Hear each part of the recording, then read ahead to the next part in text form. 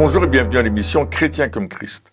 Aujourd'hui, le thème de notre émission est ambassadeur. Et je me tourne tout de suite vers Christine qui a un texte à nous lire, un texte de l'apôtre Paul dans 2 Corinthiens chapitre 5, verset 18. Exactement. Alors on lit ensemble. Dieu nous a réconciliés avec lui par Jésus-Christ et il nous a donné le ministère de la réconciliation. En effet, Dieu était en Christ. Il réconciliait le monde avec lui-même en ne chargeant pas les hommes de leurs fautes, et il a mis en nous la parole de la réconciliation. Nous sommes donc des ambassadeurs pour Christ, comme si Dieu adressait par nous son appel. Nous supplions au nom de Christ, soyez réconciliés avec Dieu. Et donc le thème pour aujourd'hui c'est ambassadeur. Et ce que je vois ici, c'est que Jésus était lui-même le premier ambassadeur de Dieu qui venait annoncer la paix en fait aux hommes, qui venait régler ce conflit qui existait déjà entre Dieu et les hommes. Et nous a donné ensuite ce même ministère. Oui, ici on parle de ministère de la réconciliation, oui. D'être réconcilié avec Dieu, mais en même temps on utilise le terme ambassadeur. Oui. Alors c'est un peu bizarre parce que d'un côté il y a ce thème réconciliation, la paix, et de l'autre côté il y a quelque part un titre ou une fonction d'ambassadeur. Alors qu'est-ce que ça veut dire exactement? Parce qu'aujourd'hui lorsqu'on parle d'un ambassadeur, quelque part c'est très politique, c'est quelqu'un qui représente le pays, mais voilà, qui a toujours des intérêts un peu politiques. De quoi est-ce qu'il parle lorsqu'il parle d'ambassadeur ici dans cette... Alors, il y a un texte de Colossiens que j'aimerais rappeler et qui nous dit qu'il nous a délivrés de la puissance des ténèbres, il nous a transportés dans le royaume du Fils de son amour, en qui nous avons la rédemption, la rémission des péchés. Donc on voit que nous avons reçu à travers Christ, nous qui l'avons accepté dans notre vie, nous qui avons fait de lui notre Seigneur, nous avons reçu le pardon de nos péchés, nous avons reçu la réconciliation avec le Père, et maintenant c'est à nous d'annoncer ce témoignage-là autour de nous, et de dire, ben oui, Jésus est venu pour nous sauver, pour nous réconcilier, pour changer notre vie, et on peut le dire autour de nous, vous aussi, vous pouvez recevoir donc c'est un petit peu comme, donc ce terme ambassadeur, ça veut dire plutôt comme transmetteur, quelque chose comme ça. Un porte-parole. Porte-parole. Oui, ouais. Mais là, tu disais pas juste le dire, mais aussi c'est transmettre quelque chose qu'on a reçu, c'est ça? Ou est-ce qu'il y a encore d'autres choses dans ce terme? Bien, ce qu'on voit, je vais peut-être revenir sur Jésus, où il dit « Dieu était en Christ ». Donc, en fait, Jésus, il est venu du ciel, le gouvernement total, vraiment, et il est venu du ciel, et il est venu lui-même proposer la paix à un peuple qui était en guerre avec lui, qui était séparé de lui par le péché. Et donc, c'est un peu le rôle de l'ambassadeur du temps de l'Empire romain. Il était envoyé par son gouvernement dans un pays ou dans une des régions qui étaient dominées par Rome, pour régler des conflits. C'était le rôle à ce moment-là de l'ambassadeur, c'était de régler des conflits. Et Jésus est venu lui-même pour régler ce conflit, et c'est pour ça qu'on parle de réconciliation. C'est pourquoi dans le mot ambassadeur, il y a aussi la notion de réconciliation, la notion d'apporter la paix. C'est ce que Jésus a fait, et il a fait de nous ses ambassadeurs. Donc nous aussi, quand on reçoit Jésus, quelque part, eh bien, on change de pays, comme Pierre vient de le dire. Ouais. Donc maintenant, on vient, nous aussi, quelque part du ciel, du royaume de Dieu, pour apporter au monde ce même message de paix et de réconciliation. Oui, donc c'est ça, c'est Dieu était en Christ, et c'est parce que Dieu était en Christ qu'il était capable d'être ambassadeur. Voilà, tout à fait. Et c'est ça la nuance, parce que ici, par exemple, il y a un verset quand même, je pense que, au verset 19, il dit quelque chose qui est quand même choquant, il dit « Il réconciliait le monde avec lui-même en ne chargeant pas les hommes de leurs fautes ». C'est ça. C'est-à-dire en disant « Non, c'est pas grave ce qui s'est passé, enfin, c'est pas... il n'y aura plus de conséquences. Il n'y a plus de conséquences, je ne vais plus vous charger de vos fautes. » Alors que si nous étions nous-mêmes ce ministère de réconciliation, mais sans avoir Dieu en nous, sans porter la mentalité, je pense, du royaume de Dieu en nous, eh bien, on aurait tendance à charger pour les fautes. Oui. On aurait tendance à ne pas faire grâce. On aurait tendance à juger. On aurait tendance à dire, ah, mais si t'arrive ça, c'est de ta faute. Finalement, il n'y a rien que je puisse faire pour toi. Enfin, on aurait cette tendance-là à dire, oui, nous, on a reçu la grâce, mais on va pas la donner aux autres parce que, ou on va la donner à certaines personnes, peut-être qu'on aime bien, mais pas à ceux qu'on aime moins. Ça, c'est nous. C'est la mentalité humaine. C'est cette mentalité humaine. Mais ici, il est dit que, tu nous as dit, Jésus, il est venu parce que Dieu était en lui, cette mentalité du royaume était en lui, et quelque part, il n'a fait que refléter ce qui était en lui et qui était quelque part plus grand que nous. Et donc, nous, c'est la même chose. Oui. On ne peut pas être ambassadeur, un vrai ambassadeur de Christ, on ne peut pas réconcilier le monde avec Christ si nous n'avons pas cette mentalité du royaume de Dieu en nous, c'est ça un petit peu. Exactement. Et puis, ce qu'on sait, c'est que Christ, il n'a pas imputé les fautes aux hommes, parce que lui-même a pris nos fautes sur lui. Lui-même a payé le prix pour nous. Il s'est offert à la croix, son sang a coulé, il est mort pour nous, pour que les fautes que nous avions commises, pour que le péché qui nous séparait du Père soit vraiment cancellé, annulé. Et que nous puissions avoir à ce moment-là la possibilité, tous les hommes de la terre ont la possibilité de se réconcilier avec Dieu, parce que Dieu a fait cette grâce extraordinaire d'envoyer son Fils mourir pour nous sur la croix. Donc Jésus est venu comme un ambassadeur, mais plus qu'un ambassadeur, il a donné sa vie, il a payé le prix que personne n'aurait pu payer. Et là, par ses meurtrissures, nous sommes guéris, esprit, âme et corps. Nous sommes libérés de l'empire du diable, de la tyrannie de Satan, pour pouvoir vivre dans la dimension du royaume de Dieu. Et cet amour que nous avons reçu par la grâce, nous l'obtenons par la foi dans ce que Dieu a fait. Et puis, nous aussi, on va partager aux autres qu'ils peuvent recevoir aussi par la grâce ce même pardon et cette même réconciliation avec le Père. Donc notre message, c'est de témoigner de ce que Christ a fait pour nous. C'est d'apporter le message de la croix, d'apporter le message de la mort de Christ pour nos péchés, pour nos fautes, mais aussi de sa résurrection pour notre justification. Amen. C'est ce que la Bible dit d'une façon tellement claire. Ouais. Et ça, c'est le message, le vrai message de l'Évangile. Christ a payé pour nous. Christ a payé le prix que nous ne pouvions pas payer pour être réconciliés avec le Père. Mais non seulement il l'a payé, il a payé de sa vie pour ça. Donc voilà le rôle de cet ambassadeur qu'il était. Et il nous demande à nous maintenant de nous consacrer, nous qui avons reçu cette grâce et qui croyons par la foi en ce que Christ a fait. À ce moment-là, nous pouvons apporter ce message parce que nous le vivons également. Et nous avons un message à apporter, c'est celui-là. Ouais, mais si je comprends bien aussi, donc pour pouvoir apporter ce message, il faut qu'on ait cette mentalité de Jésus qui dit « ne chargeons pas les hommes de leurs fautes ». Parce que si on considère les fautes de ceux à qui on doit adresser le message, eh bien, il est probable plus que probable même que nous retenions ce message. Oui. On ne le délivre pas parce que justement, on considérera leurs fautes. Et donc, ce ministère de la réconciliation, Jésus, il a pu faire ces choses-là parce que justement, il a choisi de ne pas regarder ce qui se passait. Il y a un verset dans la parole de Dieu qui dit, où Jésus leur dit de nouveau, « La paix soit avec vous. Comme le Père m'a envoyé, moi aussi je vous envoie. » Après ces paroles, il souffla sur eux et leur dit « Recevez le Saint-Esprit ». Donc là, il dit, c'est vraiment de la même manière que le Père m'a envoyé, je vous envoie aussi. Et il continue « Ceux à qui vous pardonnerez les péchés, ils leur seront pardonnés. Et ceux à qui vous les retiendrez, ils leur seront retenus. » Ça va un peu dans le sens de ce que tu dis. Et j'ai regardé dans la traduction de la Passion, il dit « Je vous envoie prêcher le pardon des péchés, et les péchés des gens seront pardonnés. Mais si vous ne proclamez pas le pardon de leurs péchés, ils resteront coupables. » Donc c'est vraiment toute notre responsabilité de prononcer et de proclamer ce pardon des péchés. C'est la bonne nouvelle. C'est ça, c'est cette grâce quelque part que nous sommes appelés à proclamer, parce que justement, comme tu dis, c'est pas juste parce que lorsqu'on lit notre version en français standard, on a l'impression que on a le pouvoir quelque part de dire toi t'es pardonné, toi tu l'es pas, alors que c'est pas ça. C'est de dire on a plutôt la responsabilité de déclarer le pardon que Dieu a déjà accordé. Exactement. Et ça, c'est totalement différent parce que les gens, justement, ils se sentent coupables, et parce qu'ils se sentent coupables, ils ne vont pas s'approcher de Dieu.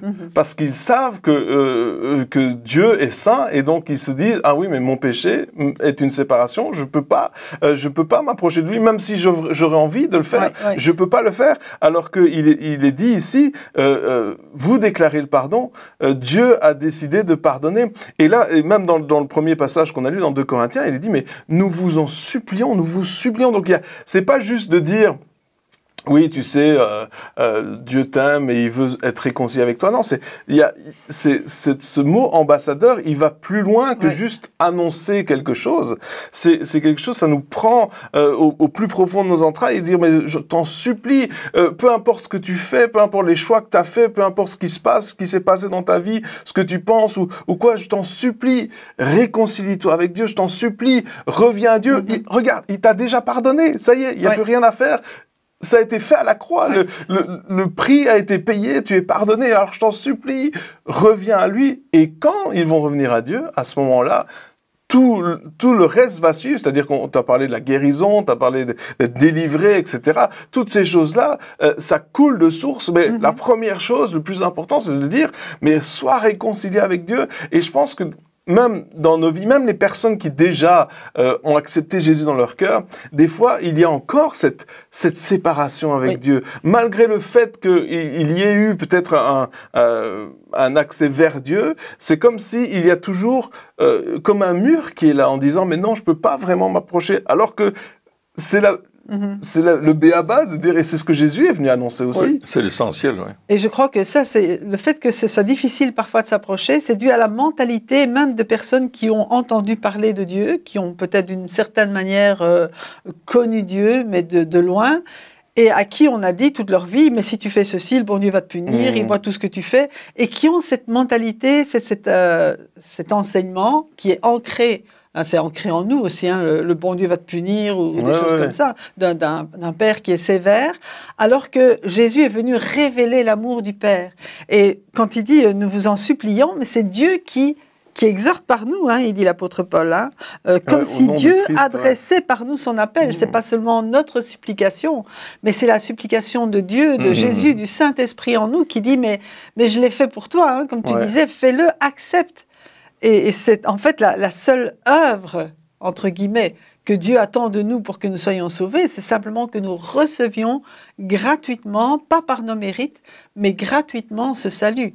On sait qu'on ne le mérite pas. Personne ne mérite d'être sauvé, mais Jésus l'a mérité pour nous. Oui, donc si je comprends bien, ce terme ambassadeur, c'est pas un terme ambassadeur de jugement, c'est-à-dire on vient, on représente le royaume de Dieu quelque part et on dit voici la malédiction qui va tomber sur vous ou voici. Non, ici c'est vraiment tout à fait le contraire. C'est ce ministère de réconciliation et tu l'as bien dit, c'est Christ qui supplie au travers de nous. C'est-à-dire que lorsqu'on va aller vers quelqu'un, ce sera plus juste une empathie ou je sais pas moi, avoir pitié ou non, mais ce sera vraiment Christ au travers de nous, le Saint-Esprit qui sera en nous et qui dira mais celui-là ou celle-là, il faut absolument qu'elle revienne à moi. Et que ce soit, encore une fois, que ce soit des personnes qui ont déjà rencontré Jésus ou pas encore, il y a cet appel de Dieu d'être réconcilié, de vraiment être proche de chacun d'entre nous. Et c'est ce ministère qu'il veut nous donner. Mais évidemment, pour qu'on puisse exercer ce ministère, c'est à nous approcher en premier. Absolument, je veux dire, on peut pas donner ce qu'on n'a pas. Il faut que Christ soit d'abord en nous. Oui. Parce que Christ en nous, à ce moment-là, on va pouvoir annoncer Christ. Et l'apôtre Paul disait dans l'épître à Timothée qu'il veut que tous les hommes soient sauvés et parviennent à la connaissance de la vérité. C'est-à-dire qu'ils soient enseignés dans la vérité, qu'on leur dise la vérité. Et justement, le message de la vérité, c'est que nous sommes sauvés par la grâce, au moyen de la foi, et ça ne vient pas de nous, mais c'est le don de Dieu. C'est le don parfait de Dieu. Et d'ailleurs, Jacques disait que toute grâce excellente et tout don parfait descendent d'en haut du Père des Lumières, dans lequel il n'y a ni ombre ni variation. Donc, on sait que Dieu a ce message qui est un bon message, qui est le message, il n'y en a pas d'autre. Et ce message, c'est Jésus est mort pour nous, il a payé le prix pour que nous soyons pardonnés de nos péchés, et il désire aujourd'hui que nous qui l'entendons, vous qui l'entendez, vous dites oui, je veux être réconcilié avec Dieu le Père à travers Jésus le Fils. Et je reçois cette grâce et j'y crois par la foi et je la prends pour moi. Ouais. Et à ce moment-là, Christ vient habiter en nous par son esprit, parce que l'Esprit de Dieu dit à notre esprit que nous devenons un enfant de Dieu. Donc il y a une progression. Le message, c'est oui, je peux entrer dans cette nouvelle dimension, être transporté dans le royaume du Fils de son amour par la grâce que Dieu me fait, dans laquelle je crois. Et parce que je crois dans cette grâce, l'Esprit de Dieu vient dire à mon esprit que je suis un enfant de Dieu. Ouais. Il y a une réconciliation, mais qui va toucher ma vie d'une façon intime et profonde et qui va me ressusciter de la mort, parce que la Bible dit clairement qu'autrefois nous étions morts dans nos péchés et dans nos offenses. Et c'est dans cette mort-là, dans cette mort spirituelle, que le message est apporté et qu'il donne la vie. Et le message de l'ambassadeur, c'est d'apporter la vie en Jésus-Christ. En même temps, c'est aussi une bonne nouvelle pour nous, c'est-à-dire même pour ceux qui sont déjà ambassadeurs, il y a toujours cet appel à la réconciliation, c'est-à-dire que Dieu va toujours tout faire pour que nous soyons proches de lui. Donc il y a toujours cet appel. Des fois on dit ah oui mais si un jour je mets un pas de côté ou que voilà je fais quelque chose qui n'est pas juste, directement il y a plus de communication. Non, la vérité c'est que Dieu il veut cette réconciliation constante, c'est-à-dire oui. cette relation constante, et c'est le fait de pouvoir enfin nous approcher de lui qui va changer notre vie. Et c'est ça, on pourrait dire mais Jésus a donné sa vie, il a fait tout ça pour ça, juste, quelque part, c'est comme si Jésus, tout ce qu'il a fait à la croix, tout son sacrifice, tout ce qu'il a fait, c'était pour préparer un rendez-vous. Oui. C'était juste pour préparer un rendez-vous, pour qu'on puisse avoir un rendez-vous avec le Père et que le Père puisse venir au rendez-vous. Ouais. C'est ça. C'est ça. Et après, le reste, c'est à nous de décider, est-ce que je veux au rendez-vous ou est-ce que j'y vais pas, mais à savoir que le Père, il est là et qu'il nous attend. Oui. Il attend chacun. En fait, c'est pour ça qu'il nous a créés. Quand on retourne à la création, Dieu, il nous a créés à son image et à sa ressemblance. Et il nous a créés pour avoir cette intimité avec lui, cette intimité qu'on voit qu'il avait avec Adam et Ève, hein, si on retourne dans le Genèse. Et cette intimité-là, il veut la retrouver, mais encore plus. Il leur a donné déjà le gouvernement à ce moment-là au niveau de la terre, mais ça, on l'a perdu. On sait qu'on l'a laissé à Adam et Ève l'ont laissé à Satan, et puis nous, on a hérité de cette situation. Mais maintenant, avec Jésus, bien, il nous redonne ce gouvernement, mais que nous pouvons exercer parce que lui, maintenant, vient le vivre en nous. Et nous sommes ambassadeurs, nous ne sommes plus du royaume de ce monde, hein, nous sommes du royaume du Fils de son amour. Et donc, on peut manifester aussi sur cette terre ce nouveau royaume qui vit en nous. Et c'est ça aussi. Et le fait qu'on n'est pas seulement réconcilié avec Dieu à one shot, hein, ok, bah, c'est bien, je suis réconcilié, maintenant je peux continuer ma vie. Non, c'est toute notre vie qui change et qui se met au diapason de Dieu, au diapason du royaume de Dieu et qui prend tout son sens. On sait pourquoi on est là, on sait d'où on vient, on sait où on va, on sait qui vit en nous. Et Dieu, il a une destinée pour chacun qui est extraordinaire et dans laquelle on peut rentrer uniquement lorsque nous acceptons Jésus. Oui, c'est ça. C'est pas juste un one-shot, c'est quelque chose de constant. Et tu disais, nous sommes ambassadeurs donc, du royaume de Dieu.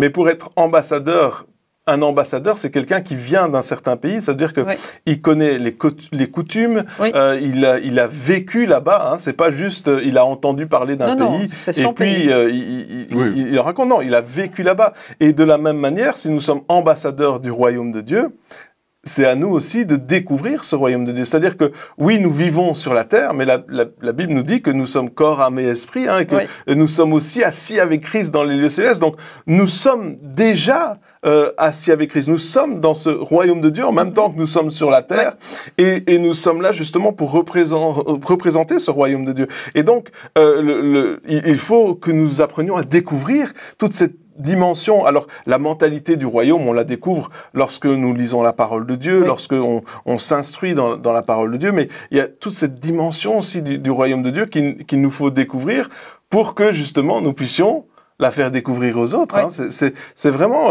être ambassadeur, c'est extraordinaire parce que non seulement on est appelé à appeler les autres à la réconciliation, mais en même temps, on appelle d'autres personnes à devenir aussi ambassadeurs. Et on devient tous, quelque part, des ambassadeurs. Habituellement, lorsque ici on parle d'ambassadeurs, dans notre mentalité ici, dans notre culture, il n'y en a pas beaucoup. Des ambassadeurs, il y en a un dans chaque pays, mais voilà, il n'y en a pas énormément. Mais ici, c'est vraiment, il faut qu'il y en ait partout. Hein, la terre doit être remplie d'ambassadeurs qui appellent à la réconciliation. Oui, et pourquoi est-ce qu'ils appellent à la réconciliation? Parce que dans cette réconciliation, Dieu veut nous donner le meilleur. Il veut nous donner des choses encore plus extraordinaires à laquelle on n'a jamais pensé, parce que son royaume, il est immense, il est puissant, tout s'écrit gloire dans le royaume de Dieu. Et il y a quelque chose que Dieu désire que nous apportions au monde, que nous reflétions cette gloire de Dieu autour de nous, parce que nous connaissons le royaume, parce que nous allons dans le royaume nous-mêmes pour chercher l'onction, la bénédiction et aussi les ordres que Dieu veut nous donner. Et chaque jour, Dieu nous permet de parler à l'un ou à l'autre, à apporter un message, à apporter quelque chose qui va construire sa vie. Et quand je reçois Christ dans ma vie commence à changer. Je sais que je suis enfant de Dieu. Je sais que je vais vivre dans une nouvelle dimension. Maintenant, il faut que j'apprenne à vivre dans cette dimension. Il faut que j'apprenne à dire aux autres comment ils peuvent vivre, comment moi j'ai découvert la vie dans cette dimension, comment j'ai découvert la grâce de Dieu et comment je la vis au quotidien. Parce que la grâce, c'est pas un moment où je dis « Ah, ça y est, je suis sauvé ». Non, non. Dans le salut, il y a quelque chose, comme tu disais, qui vient du royaume et qui est le meilleur pour nous. Et Dieu veut nous donner le meilleur. Et il veut nous amener toujours à chercher la présence du Père, à chercher la présence du Saint-Esprit en nous, d'avancer. C'est pour ça qu'il nous a donné le moyen de la prière, avec lequel on peut communiquer avec Dieu, on peut avoir un dialogue avec lui, on peut lui demander des choses, on peut lui poser des questions et il va nous répondre, comme tu le disais, à travers l'étude de la parole, la lecture de la parole. Il y a tout d'un coup des révélations sur notre position en Jésus-Christ, assis dans les lieux célestes. À citer Éphésiens 2:6, c'est vrai que c'est une prédication que l'apôtre Paul apporte en disant « Mais vous n'êtes plus seulement sur la terre, vous êtes assis avec Christ dans les lieux célestes. » Il nous dit à un autre endroit « Nous sommes des plus que vainqueurs. » Il y a toutes des réalités extraordinaire à découvrir. On a toute une vie pour le découvrir. Oui, c'est ça, mais ça va plus loin que juste... au fait, quand il parlait de ces choses-là, c'était plus qu'une phrase ou un dicton. Absolument. C'était quelque chose qui était vécu. Oui. Hein, lorsqu'il dit, mais nous sommes plus que vainqueurs, c'était pas juste, ah oui, mais il faut qu'on le croie, il faut absolument qu'on le déclare, comme ça peut-être qu'on le verra un jour. Non, c'était pour lui, c'était une réalité de position. Dire... Oui, c'est une position, j'ai réalisé, tout d'un coup, j'ai réalisé que nous sommes plus que vainqueurs. Et la question qu'on doit se poser, c'est est-ce que j'ai réalisé que je suis plus que vainqueur, ou est-ce que j'essaye juste de le dire pour m'en convaincre? C'est ça aussi. C'est de dire est-ce que je suis dans cette réalité du royaume de Dieu? Est-ce que j'essaye de découvrir ces choses-là, ou est-ce que j'essaye juste de dire les choses pour essayer de me dire ah oui t'es le meilleur, tu vas réussir aujourd'hui, essayer de me convaincre des choses, ou alors c'est juste un constat. Et je pense que c'était ça aussi la différence, c'est de dire mais on a ce constat. Je veux pas juste proclamer que je suis réconcilié avec Dieu, je le constate. C'est pas la même chose de dire ah oui non on est réconcilié. Si on est réconcilié. Oui bon ça va pas toujours très très bien, mais on est réconcilié. On fait des gros efforts, mais on est réconcilié. C'est que de dire à un certain moment waouh, mais on est réconcilié. c'est pas la même chose. Non, mais l'endroit où tu peux dire on est réconcilié, c'est dans la présence de Dieu. Absolument. Ouais. Tant que tu essayes par tes propres forces, tu restes sur la terre. C'est ça. Mais quand tu rentres dans la présence de Dieu, c'est là que, je veux dire, le Saint-Esprit vient te révéler ces choses et tu les vois et tu dis « Ah ben oui ». Oui, c'est ça. Et tu dis « Ah, mais au fait, Dieu m'en veut pas. » Voilà. Dieu ne m'en veut pas, mais Dieu m'aime. Ouais, c'est ça. Ah, mais Dieu veut le meilleur pour moi. Mais ça alors, Dieu voulait vraiment que je vienne près de lui. Oh, il aime vraiment quand je suis là. Toutes ces choses-là, c'est comme tu dis, c'est dans la présence de Dieu. Et Dieu, il attend de nous que nous puissions expérimenter ces choses-là. C'est bien de les dire, d'en parler, de les proclamer, si on veut. Mais ce qu'il veut, et si ça a du poids dans nos vies, une fois que c'est expérimenté, tant que c'est pas expérimenté, tant qu'on ne l'a pas vécu, ça reste d'une théorie. Ouais. Et ce ministère de réconciliation, nous pouvons le faire aussi que si nous l'avons expérimenté nous-mêmes en disant « Hey, tu sais quoi, j'ai pensé pendant des années que Dieu m'en voulait. Et puis un jour, j'ai réalisé qu'il m'en veut pas et qu'il m'aime, et qu'au fait, il a vraiment envie de moi, et qu'il a envie d'être avec moi, qu'il a envie d'être près de moi, etc. Et qu'il veut le meilleur pour moi. Et toi, est-ce que t'es au courant de ça? Parce que je suis sûr qu'il a la même chose pour toi. Je suis sûr qu'il t'en... Ah ouais. Et là, les gens vont te regarder en disant non. Moi, le Dieu dont on m'a parlé, c'est pas possible, ça. C'est pas comme ça qu'il fonctionne. Lui, ce qu'il veut, c'est te détruire. Ah ben non, je t'assure. Viens. Je vais te présenter. Oui. Je vais te présenter et tu vas voir que... Et là, boum, Dieu touche l'amour qui déborde. Et là, tout d'un coup, cette personne se dit... Ah, mais c'est vrai, Dieu m'aime. Et c'est ça, ce ministère de la réconciliation. Ça va au-delà de juste un discours, des belles paroles. Ça va en disant, mais ce que je vis, je veux te le partager. Absolument. Parce que ça a changé ma vie. Et c'est pour ça qu'il disait, mais nous vous en supplions, ne passe pas à côté de ça. Pas parce que je veux augmenter le quota de personnes à qui j'ai parlé de Jésus, mais parce que Dieu il te veut vraiment. Tu as de la valeur pour lui. Oui, c'est ça, il y a cette valeur qui est là. Et je pense que c'est ça le ministère de la réconciliation. Quelle bénédiction, oui, franchement. Et ça nous aide aussi lorsque, comme on disait tout à l'heure, on arrive à ne pas juste regarder la personne comme on la voit avec nos yeux, en disant, parce qu'on a facile à juger, si on reste honnête, on a facile à juger, mais si on regarde avec les yeux de Jésus, qui lui, quand on voit dans la Bible toutes ces histoires merveilleuses, où il va vers les pires des pécheurs, les pires des ratés, si on peut les appeler comme ça, et il va vers eux, et il les réconcilie avec Dieu. Et puis, il y a ce ministère de la restauration aussi. C'est-à-dire que Dieu restaure, il redonne une place de valeur. Et c'est ce qu'il veut faire avec chacun d'entre nous, une fois que nous acceptons cette réalité de la réconciliation avec Dieu. Amen. Eh bien, chers amis, merci encore de nous avoir suivis pour cette émission. Et puis, on se retrouve très bientôt pour la suite. Au revoir.